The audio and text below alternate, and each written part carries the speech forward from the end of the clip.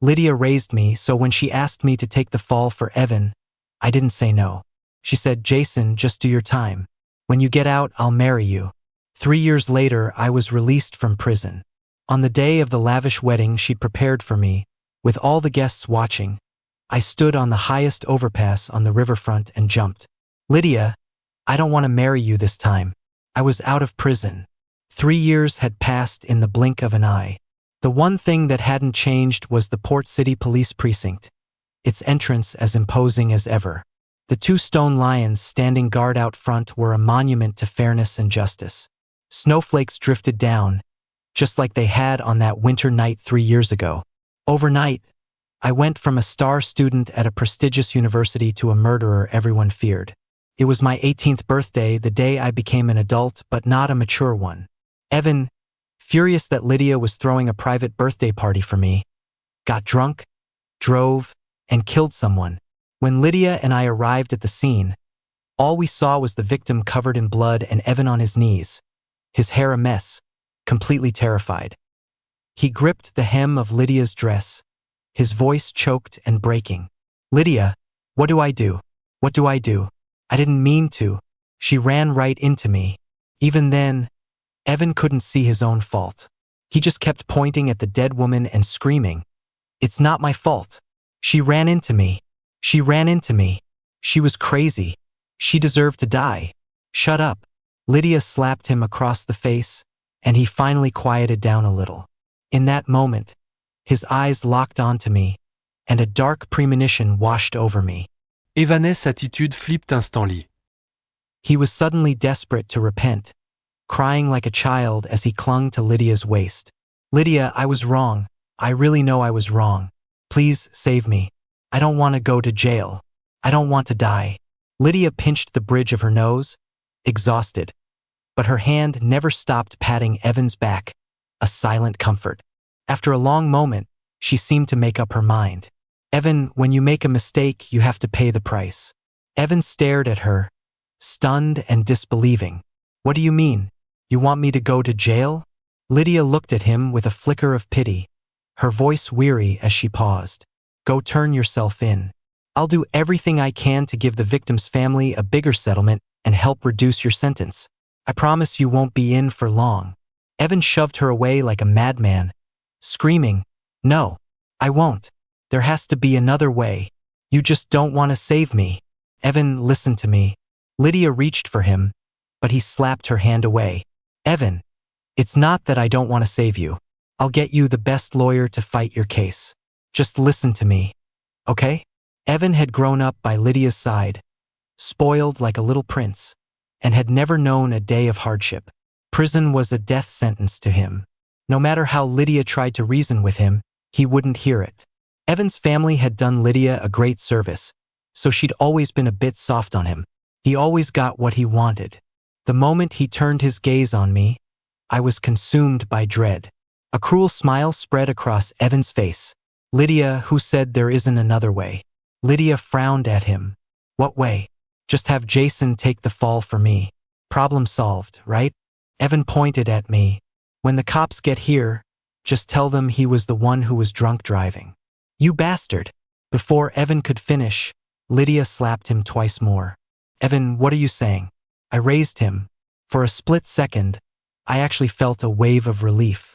I thought there was no way she would agree to his insane demand. "Bullshit, he's not." Evan clutched his face and snarled. "He's just some stray you picked up. Don't think he can just slap the Vance family name on himself. Do you really think he just wants to be your adopted son?" "What do you mean?" Lydia asked him. "He's in love with you, obviously," Evan said, turning to me. "Jason, am I right? Jason, is what he's saying true?" In that moment, I stared at her, speechless. I did love Lydia, and not just as a guardian. I just never thought Evan would be the one to figure it out. "Jason, you like my sister, don't you? You go to jail for me, and I'll give you my blessing. I'll let you marry into our family." Evan said it with a smirk. "Jason, you're not going to refuse to help with a little thing like this, are you? When did my marriage become your business?" Lydia's cold voice cut him off. "You are going to turn yourself in. You made a mistake and you'll do the time. You're gonna get yourself right in there. I thought that, for once, Lydia was finally being fair in how she treated me and Evan. But how could I forget? I was just a stray she'd picked up off the street. Raising me until I was 18 was more than I could have ever asked for. Just as the wail of police sirens grew closer, Evan played his trump card. Lydia, didn't you promise my dad you'd take care of me for the rest of my life? Lydia hesitated. In the few moments she stood there, lost in thought, the police arrived. The rain was coming down hard that day. A landslide had occurred in the area a few days prior. The road barriers were damaged, and the surrounding security cameras hadn't been repaired yet. The smell of alcohol on Evan was faint, almost washed away by the rain. But me? He had poured the remaining half bottle of red wine from his car all over my body, my face, my mouth, and my nose. Lydia watched Evan do it, too stunned to speak. Because she owed him. Evan's father had died saving her, and she felt a deep guilt toward his son. Why didn't I try to stop him? Because I owed Lydia. When she found me in a dumpster, I was half dead. If it weren't for her, I would have died right there. She saved my life. She raised me for 8 years, gave me food and shelter, and sent me to the best schools. When she silently allowed Evan to do this to me, I knew it was time for me to repay my debt to her. Rain and red wine mixed together. It was hard to tell which there was more of. When the police arrived, the smell on me was overpowering. The 3 of us were taken in. Lydia had no trace of alcohol on her. The scent was strongest on me. Evan only had a faint whiff. From every angle of the investigation, I was the prime suspect. No one spoke up for me, and I confessed to the DUI. The outcome was sealed. Lydia hired the best lawyer for me, and who knows how much money she gave the victim's family. In the end, I was sentenced to 3 years in prison. At an age where I was both an adult and not, on my 18th birthday, cold handcuffs snapped around my wrists. All the panic, all the joy, all the love and lack of it all vanished into thin air. I became a young man feared by all, a murderer. The day I went to prison, Lydia came to see me. Jason, you do your time and get yourself right. When you get out, I'll marry you. That day, she whispered in my ear, Jason, I'm sorry. Lydia Vance, owe you for this. Maybe it was out of guilt, but for the next 3 years, Lydia never visited me again. She came to pick me up when I was released. It was the first time we'd seen each other in 3 years. Jason, I'm taking you home. Lydia took the bag from my hands. Inside were a few sets of clothes I'd worn after being locked up. It was the same bag she'd bought for me 3 years ago, the one I'd carried with me the day I went to prison. It was filthy now, but for once, the ever-meticulous Lydia didn't seem to mind. As we got to her car, I instinctively moved to get in the back seat, just like I always had. Lydia grabbed my wrist, her voice soft. Jason, sit in the front. No, it's fine, Lydia. I glanced at the passenger seat. That was always Evan's spot.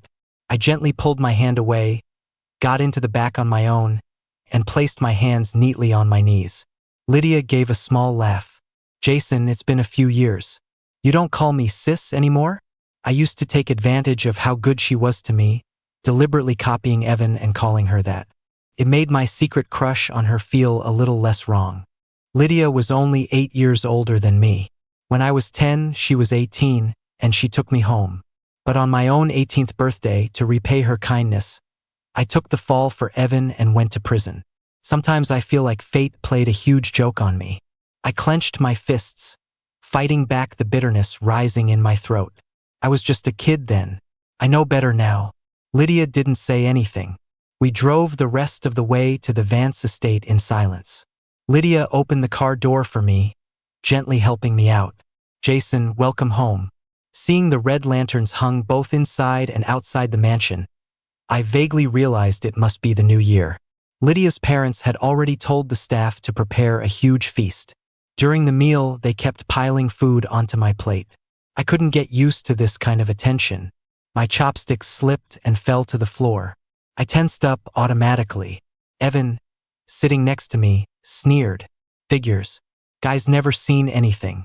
A little time in prison and he forgets how to even hold chopsticks. Shut up. If you don't want to eat, get out. Lydia snapped, and Evan immediately fell silent. It was the first time she had ever chewed him out to defend me, but I didn't feel a flicker of gratitude.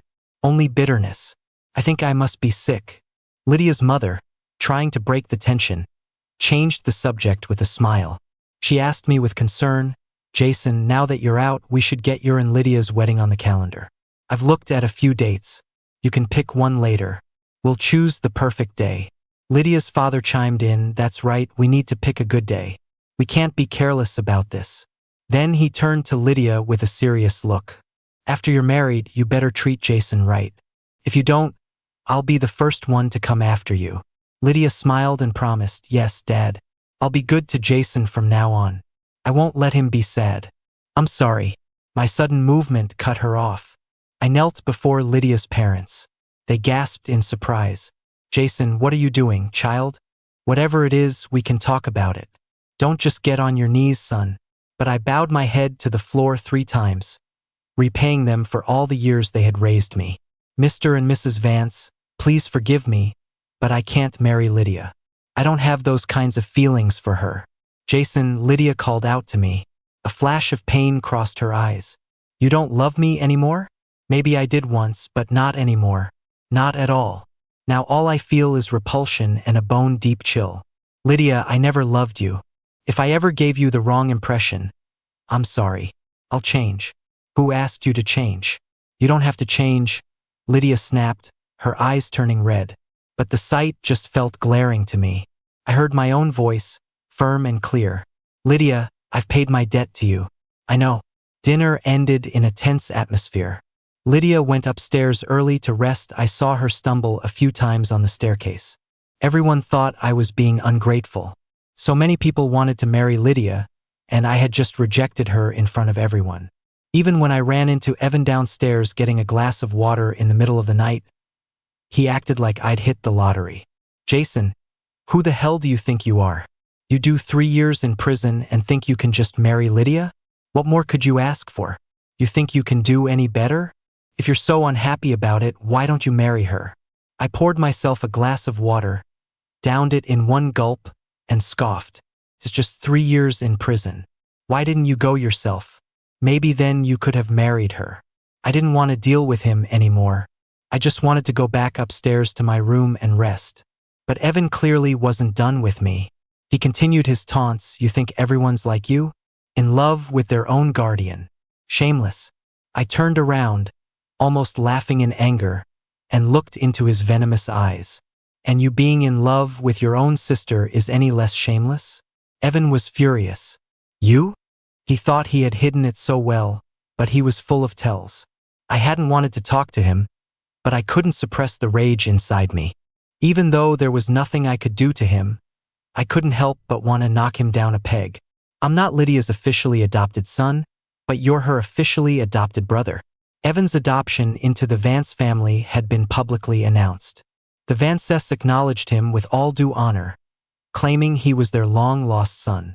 He was given a certain percentage of shares in the company. From then on, the Vance family had another son. It was a promise Lydia's father made to compensate for the fact that Evan's father had died saving his daughter. Evan became Lydia's official brother, and in many things, she gave him a long leash. But Evan was in love with Lydia. He didn't want to be her brother, but that's all he could ever be. He always knew I loved Lydia, which is why he could never stand me. He targeted me constantly behind her back. I was back in my room changing when I heard Lydia knock on the door. I thought she was angry, so I was surprised she came to find me. "Jason, are you asleep?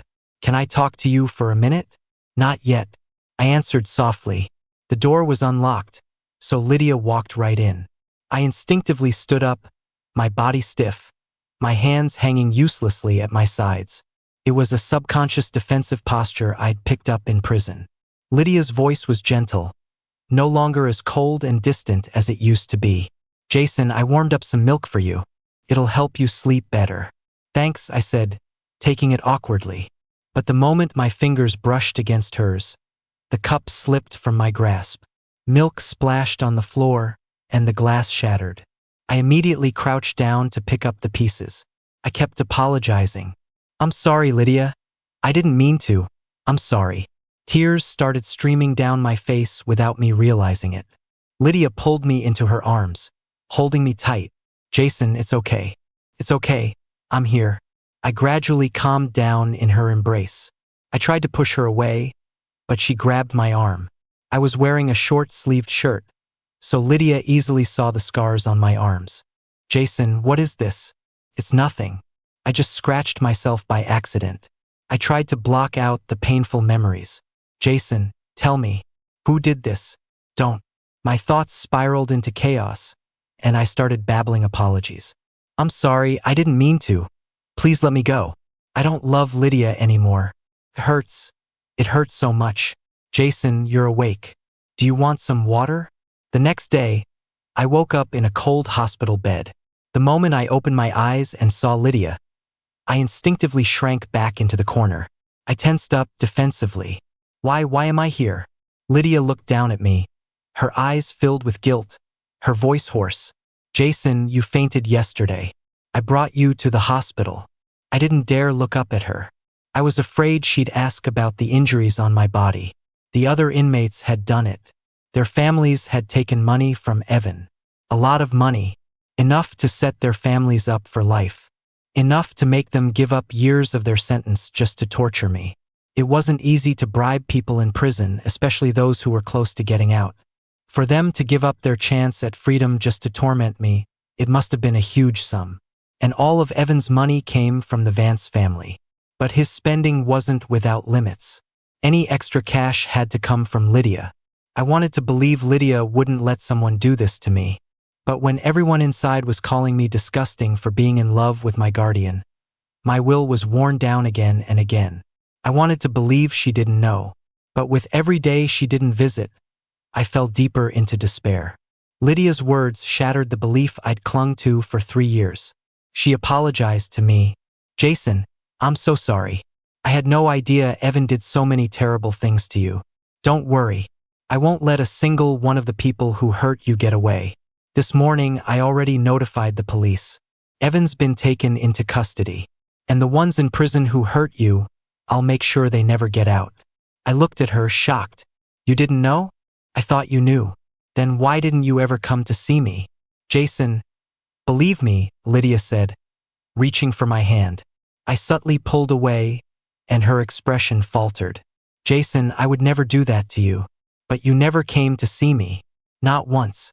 I finally asked the question that had been buried in my heart for 3 years. Lydia looked at me, her eyes full of pain and guilt. I'm sorry. I couldn't face you. So that was it. But it didn't matter anymore. I still had things I needed to do, and I didn't want to keep talking about this heavy subject with her. So I just asked, when can I leave the hospital? Seeing my attitude soften a little, a hint of a smile appeared on Lydia's face. Jason, you can leave right now. You just got back and you don't have many clothes. How about I take you to the mall? Okay. Lydia asked for my opinion, and I gave a faint nod. There were a few things I needed to buy, too. She took me to the biggest mall nearby. For someone who usually hated shopping, she was surprisingly patient.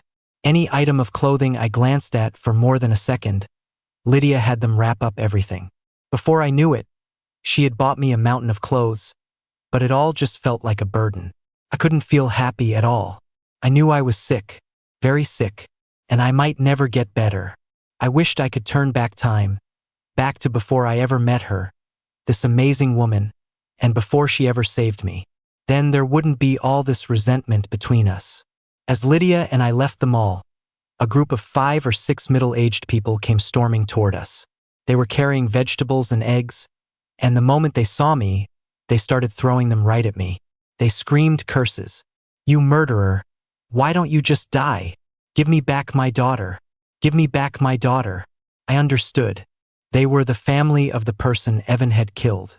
The eggs they threw splattered on my head, and the sticky, foul-smelling yolk ran down my face. Lydia tried to shield me, and her own body was pelted with vegetable leaves and rotten eggs. But all I could hear, all I could see, was that winter night 3 years ago. The victim covered in blood, and Evan telling me to take the fall for him. My memory was filled with the curses and scorn of the men in prison. So young and already chasing after your elders. Shameless. I wonder how your parents raised you to be so messed up. You probably ended up in prison because you were such a screw-up. Man, if I had a son like that, I'd rather be dead. Raise him all this time and he turns out to be a disgrace. A pervert. A kid that young in prison can't be any good. He's just like the rest of us. My 18th birthday became my permanent nightmare. The vibrant Jason I used to be died that winter. I don't know how Lydia got me back to the car. When I came to my senses, I realized I had gotten her car dirty. My clothes, Lydia's seat, they were all covered in rotten egg whites and vegetable leaves. I'm sorry, I got your seat dirty. It's okay, Jason. It's not dirty. I'll have someone clean it later. She was lying to me. It was so dirty. So dirty. For those 3 years, they were just like this, pouring their leftover food on me, the soup dripping down my pant legs. Those 3 years were just as filthy.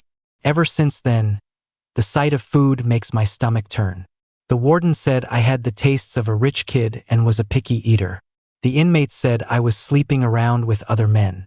Rumors spread like wildfire. After that, everyone who saw me would judge me.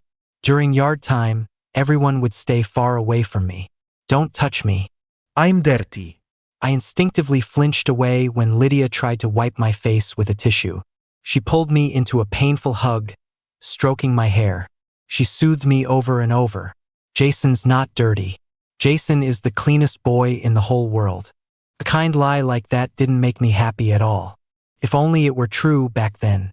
How nice that would have been. I couldn't help but break down, sobbing, my heart aching so much I could barely breathe. I clutched Lydia's collar. You're lying to me. I'm sorry, Jason. I was wrong. I'll never lie to you again. Okay? But it's too late. It's too late. Lydia wiped the tears from my eyes, kissing my cheeks over and over. Jason, don't cry. I was wrong. I'm sorry. After that day, Lydia took me to see a therapist. The doctor said my condition had gotten worse. Lydia didn't want me to know, but I overheard them talking. The doctor said I needed the companionship of family right now, so Lydia started spending every day with me. She was no longer busy with work and rarely away from home. Even when she had to go out for work, she would take me with her. Now that Evan was gone, there was no one to bully me anymore. Lydia would tell me bedtime stories every night and watch childish cartoons with me. When I got teary-eyed watching a TV show, she would be sad with me. When I laughed, she was happier than anyone. It was as if her emotions had become linked to mine. Everything was so perfect it felt unreal. I knew she was trying her best to make it up to me, but unfortunately, not everything in this world can be fixed. Some things, once they're gone, are gone for good. One day, Lydia had to go on a business trip. She didn't feel comfortable leaving me alone, but she also seemed to be doing something she didn't want me to know about. To make it easier for her to leave, I pretended I was fine and would wait for her to come back. The doctor also said my condition was improving and she didn't need to watch me so closely. Only then did Lydia relax a little. She gave me some instructions, cooked enough food to last a few days to make sure I wouldn't go hungry, and then left for her trip. That night, I woke up with a start, a little hungry but not wanting to eat a meal. I decided to eat an apple and go back to sleep. As I was peeling it with a fruit knife, I accidentally cut my hand. I watched the blood well up from my finger, and for the first time I didn't want to stop it. A thought flashed through my mind. Maybe it would be better to just die. But it was only there for a second. Then my best friend, Milo, snatched the fruit knife out of my hand. You want an apple? I'll peel it for you. He frowned and yelled at me. Jason, what are you doing? Do you have any idea what you're doing? Why would you do something so stupid? Don't you know how hard it was for us to survive? Why are you trying to throw it all away? I stood there, frozen, like a child who'd been caught doing something wrong. He was right. Why was I giving up? How could I do this to Milo? He'd almost gotten his leg broken trying to save me once. We had fought so hard to live. Why was I doing this? I felt a wave of guilt. I hesitantly reached for his hand. Milo, don't be mad. I won't do it again. Okay? Milo's expression finally softened. He gently patted my head and chuckled. You idiot. I'm not mad anymore. Come on, let's get you to bed.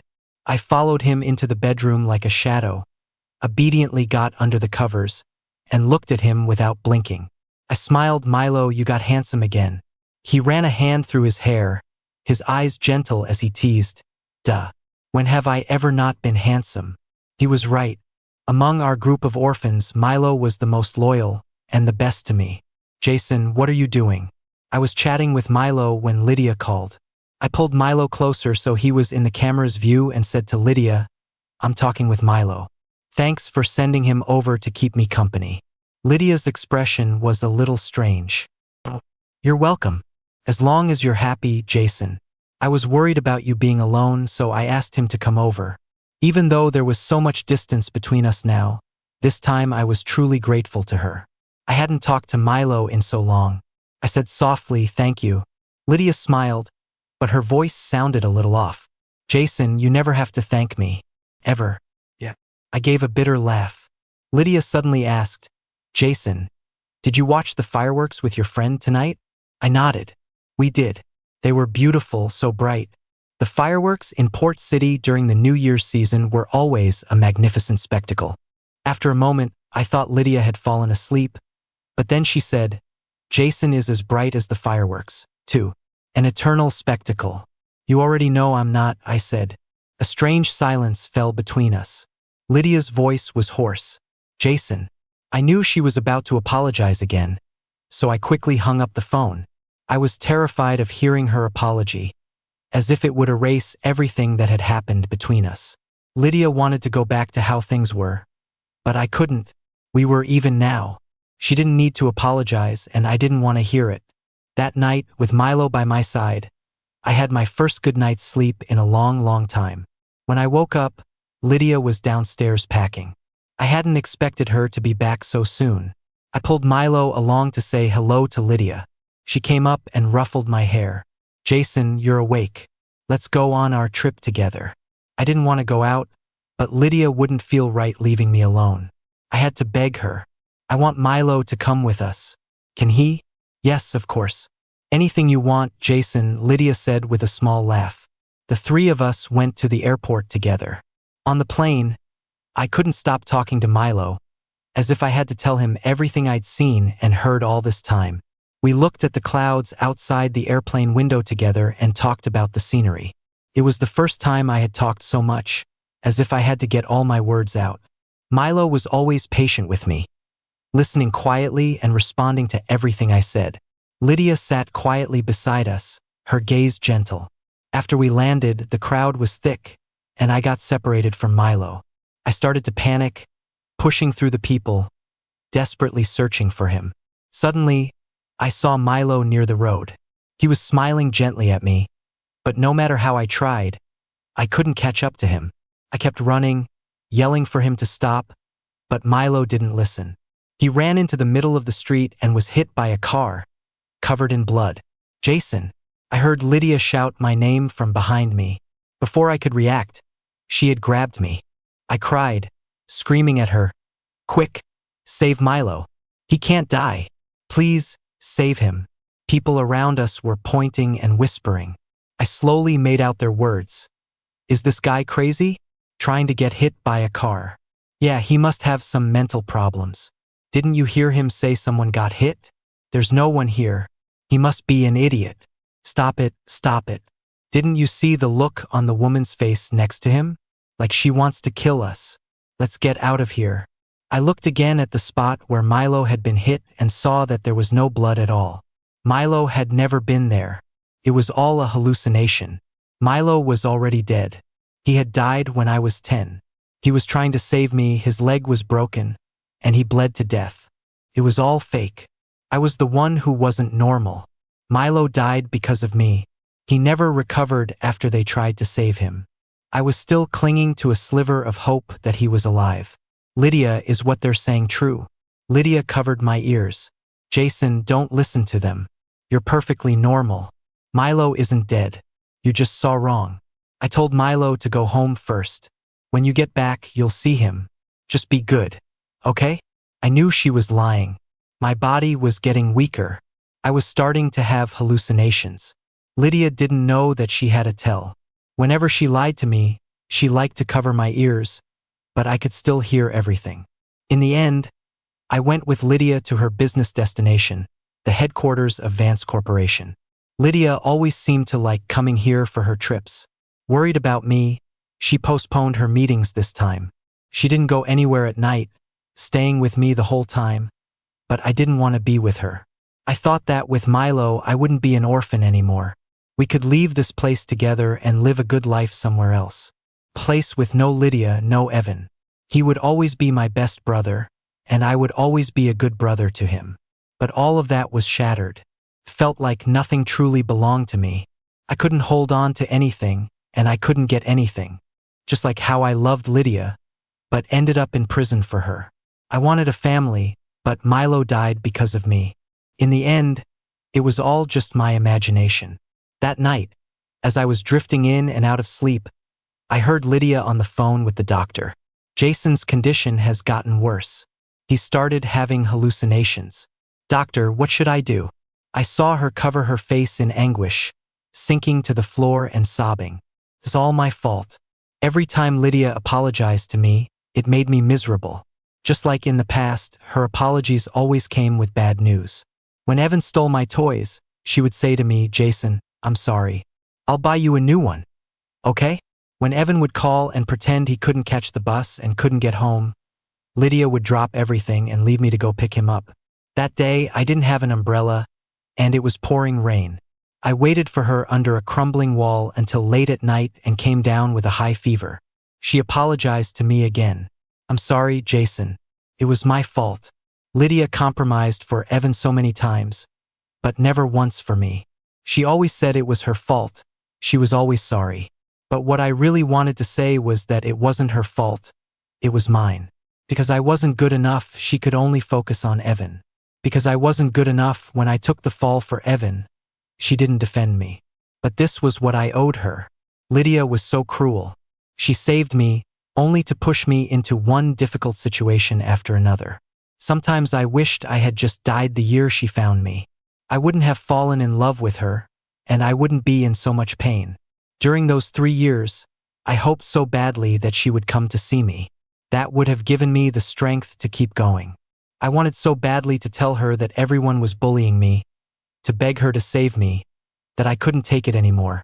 But she never came. Not once. The next day, Lydia had to go to a meeting. She didn't feel comfortable leaving me alone in the hotel.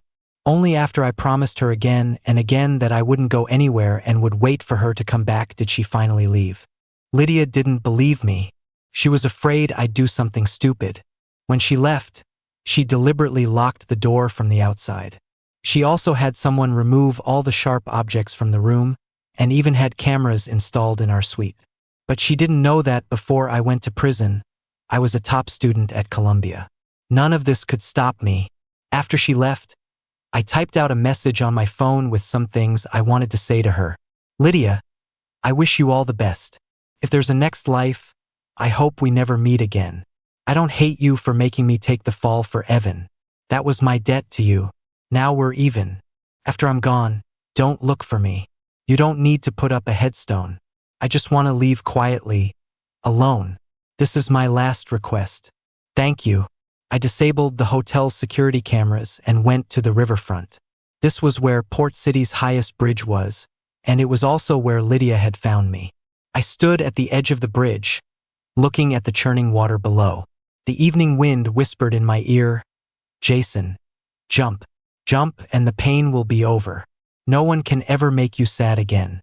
No arrogant Evan, no vicious prison guards, no one throwing rotten eggs at you, no malicious inmates, and no Lydia. Let all the people who wished you were dead get their wish. The day Jason died, he saw the thousands of lights of Port City. He saw the festive decorations on the Vance Hotel. He saw Lydia running toward him. He heard her say, Jason, don't. But he was tired. He was tired of this malicious world. That day, he jumped from the high bridge. He was only 21 years old. Lydia's epilogue. The day Jason died, everyone said the heiress of the Vance family had gone mad.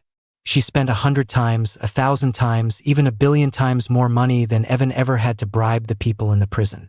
She had them do to Evan everything they had done to Jason, thoroughly and completely. and she gave one order: don't let him die, but make sure he's broken beyond repair. The people took the money and, of course, worked even harder, following Lydia's commands to the letter. They didn't actually kill Evan, but they certainly made him suffer a world of pain, a living hell. Everyone said Lydia had shown her so-called brother some mercy. It wasn't until 10 years later, in the dead of winter, that people noticed the Vance heiress, not yet 40, already had white hair at her temples. Every day, she would go to the cemetery to talk to that boy, and she did so for 10 years straight. That day, people watched as she traced the photo on the boy's headstone, inch by inch. Her voice was as hoarse as an 80-year-old's. "Jason, this is the last time I'll come to see you." Later, people found out that 10 years to the day was when Evan was released from prison. He hadn't been tortured to death inside, but he was found dead by the river, alongside the Vance heiress. It was the same spot where Jason had died. Only then did people understand. Lydia hadn't shown Evan mercy. She was waiting to get revenge for Jason. In Lydia's suicide note, 2 lines were found. "If there is a next life, let me serve you hand and foot, just to atone for my sins and see you happy." At the boy's grave, people found words that Lydia had personally scratched out. "Jason, my husband." After Lydia died, the truth of what happened 13 years ago finally came to light. Justice may be delayed, but it is never absent. Jason's act of taking the fall constituted obstruction of justice. In the end, Lydia and Evan both paid for their actions with their lives. Jason's epilogue.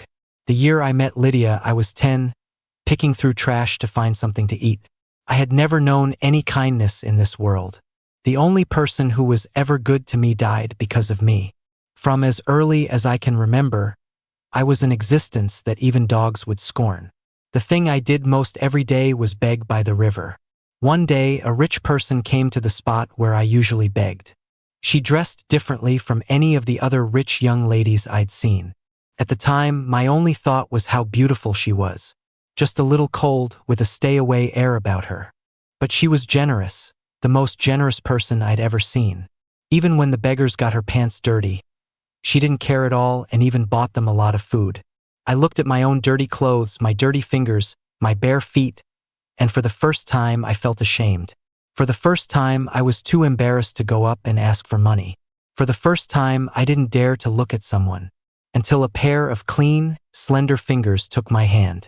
That winter, I felt a warmth I hadn't felt in a long time.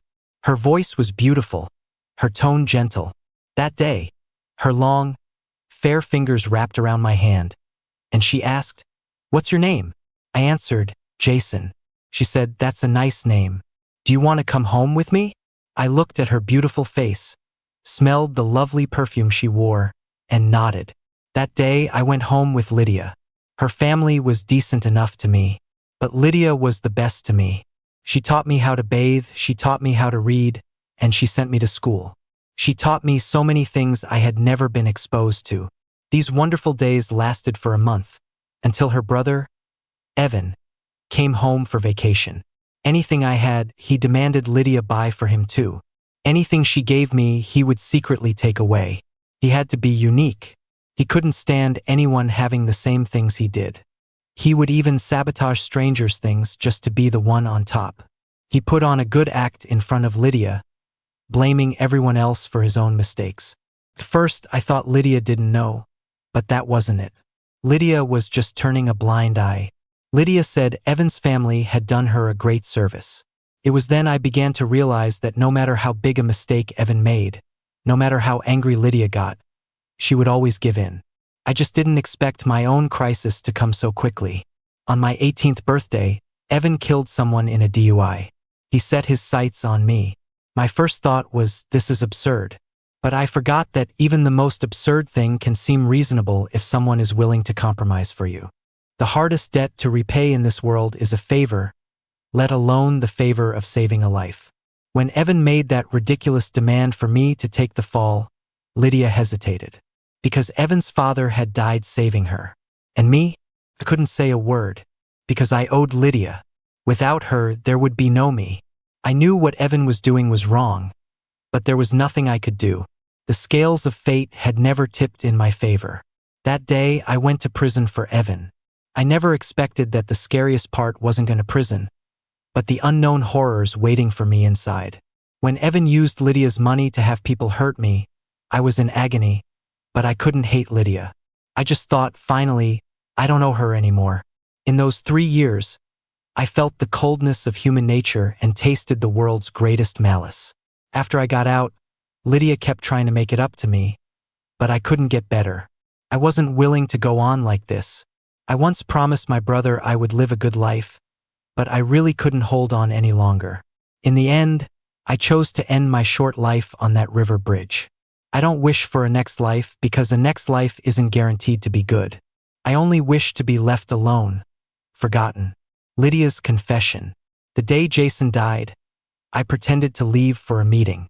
The truth is, I was going to plan our wedding. I wanted to take responsibility for him. Even though I knew he didn't need that responsibility, and he didn't want to marry me, I still couldn't give up my selfish desires. I had a very bad feeling when I left that day, but the joy of our upcoming wedding washed it away.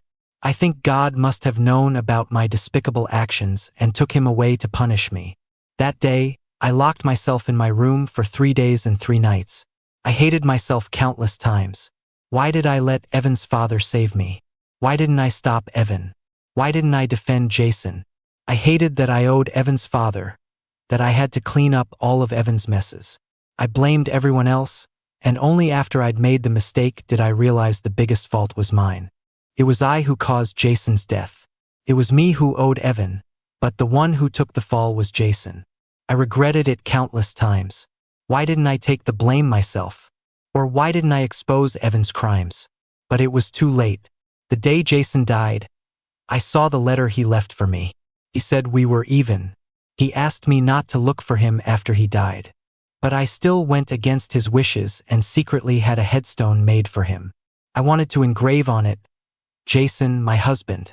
In the end, I scratched it out. I didn't deserve his love, and he wouldn't want me to do that. He said he didn't want to see me in the next life. I know he didn't want a next life, but I was impulsive. I wanted to see him well. I wanted him to have a next life. So I went to the most sacred temple in Port City and knelt on all 999 steps, praying for him. I had the temple, which had fallen into disrepair, renovated in his name, wishing him peace and joy in his next life. He said he didn't want me to visit his grave, but I disobeyed that too, because I only have this one life. 10 years later, Evan was released from prison. I thought it was time for me to leave. I went to the temple one last time and made a wish before the Buddha. If he has no next life, then give him mine. If he has a next life, then let me atone for my sins. If he is unwilling, then give him all my good fortune and I will never appear before him again. I know this might just be for my own peace of mind, because no one knows what the next life holds. I just hope he meets someone good. I went to see Jason one last time. That day, I traced his photo with my finger for a long time, talking to him, trying to say everything I needed to say in this lifetime. Before I knew it, I looked at the sky, and it was already light. I had someone deliver a handwritten letter to the police, in which I confessed the truth about the DUI from 13 years ago. I know it all came too late, but the truth is the truth. I wanted to clear his name. I broke the law by covering for Evan. That was my mistake, and I admitted my guilt. After I had done all this, I went to find Evan. All our debts ended that night by the river.